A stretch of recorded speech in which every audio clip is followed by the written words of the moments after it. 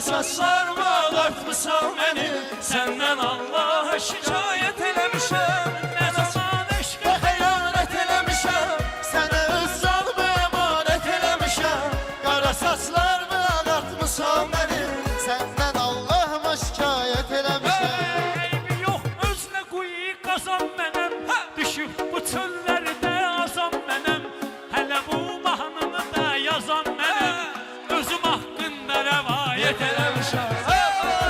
Eşqə xəyanət eləmişəm, mən öz canımı əmanət eləmişəm. Qara saçlarımı ağartmışam məni, səndən Allaha şikayət eləmişəm. Sağ ol ayağım, alışla bu dənə.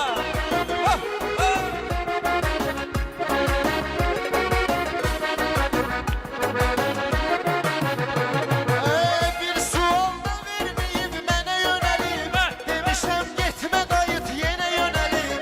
Ürəyim eşqə düşüb sənə yönəlib, çox heyif səhv istiqamət etmişəm.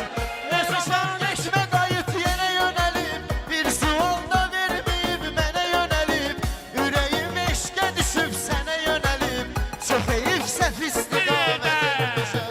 Nə zaman eşqə xəyanət eləmişəm, sənə öz canımı əmanət eləmişəm. Qara saçlarımı ağartmışam mənim, səndən Allah'a şikayət eləmişəm. Nə bilirdim ki mən bu hissiyatı, sevgini, musiqini, şeiriyyatı. Sən gələndən sonra sevdim həyatı, sən gedəndən sonra nifrət elədim. Nə zaman eşqə xəyanət eləmişəm, sənə öz canımı əmanət eləmişəm. Qara saçlarımı ağartmışam mən, səndən Allah'a şikayət eləmişəm.